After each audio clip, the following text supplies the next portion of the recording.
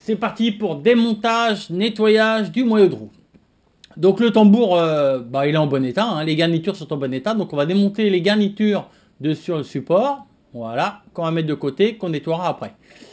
On va démonter tous les boulons qui vont être changés.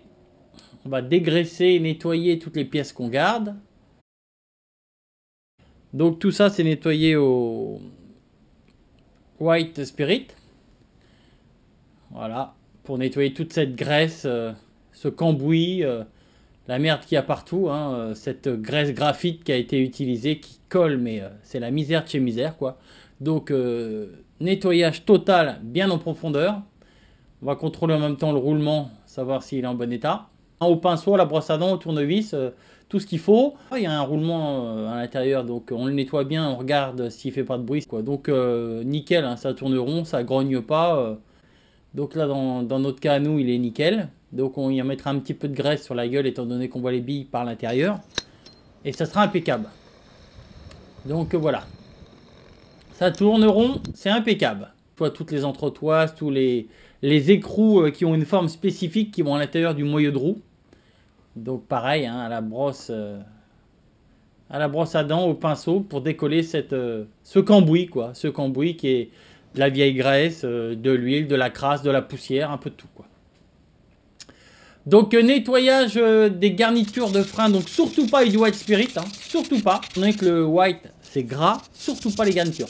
Donc les garnitures, un petit coup de papier de verre pour les rendre un petit peu plus abrasives et pour enlever le glaçage qui se fait à force de freiner. Et après un coup de soufflette et c'est comme neuf. Hein. Coup de soufflette, vous voyez, les garnitures sont comme neuf. Alors on remet surtout pas les doigts sur la partie de la garniture. Hein. On évite de mettre ses doigts gras sur la garniture.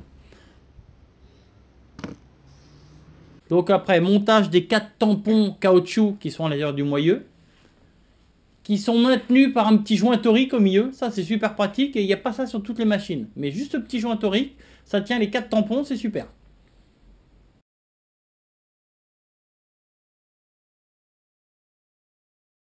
Ensuite, je vais monter la nouvelle couronne sur le moyeu de roue. Donc avec tous les boulons écrous de changer. Tac, vous voyez l'entretoise que je vous dis, qui n'est pas à sa place, c'est l'entretoise qui est au-dessus, blanche, que nous voyons au-dessus du moyeu. Elle va à l'intérieur en vrai, elle ne va pas à l'extérieur. La petite couronne toute neuve, toute petite, on dirait un shuriken. Les écrous et les boulons qui tiennent tout ça. Les petites plaques pour empêcher que les boulons se desserrent. Je sais pas pourquoi Yamaha était généreux comme ça, il y en a 5, en principe il n'y en a que 4, mais bon. Donc voilà, moi je remonte tout avec une goutte de frein filet, hein. Mais j'ai remonté toute la machine avec une goutte de frein filet. C'est du frein filet d'une force faible, donc c'est pas du truc super costaud à desserrer, c'est vraiment pour dire, voilà, ça évite de serrer comme un abruti. En mettant une toute petite goutte de frein filet, ça évite les dégâts et puis ça peut pas se desserrer comme ça. Et puis là en plus, vous avez les petites plaques qui sont faites pour bloquer les boulons, donc ça ne peut pas se desserrer, hein. Donc j'étais tellement omnibulé par la caméra de façon à ce que vous puissiez bien voir qu'il y a des fois je me suis fait super chier.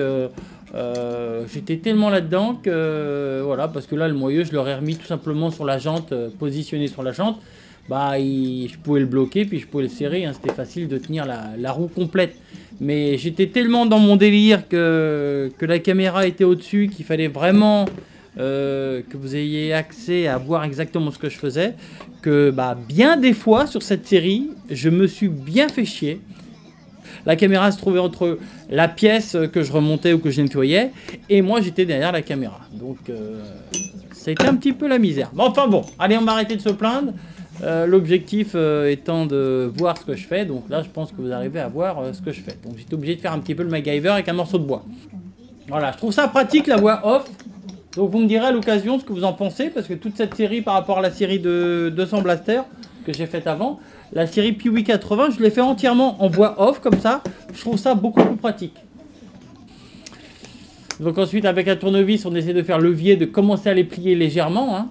Donc à plat comme ça va. Debout comme je fais là, c'est plus dangereux. Hein. Si le tournevis il rip, bah, il te rentre dans la main, donc c'est peut-être pas la meilleure solution. Donc le mieux c'est de poser le moyeu dans la roue et puis de tapoter légèrement sur le manche du tournevis. Je dis bien légèrement parce qu'un tournevis c'est pas un burin.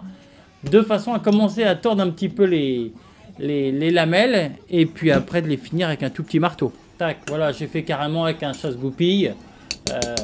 Voilà, comme ça au moins ça bouge pas. Et puis voilà. Là, si la couronne se barre, alors là je me fais curer. Hein.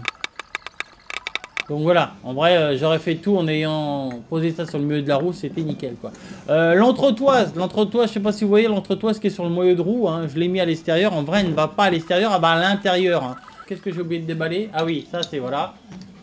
Ça c'est le blocage du tambour de la roue arrière. Donc au moment où je vais remonter la roue dans le brossillon, je verrai tout de suite que ça passe pas. Hein. Il y a 3 cm d'entretoise, voilà.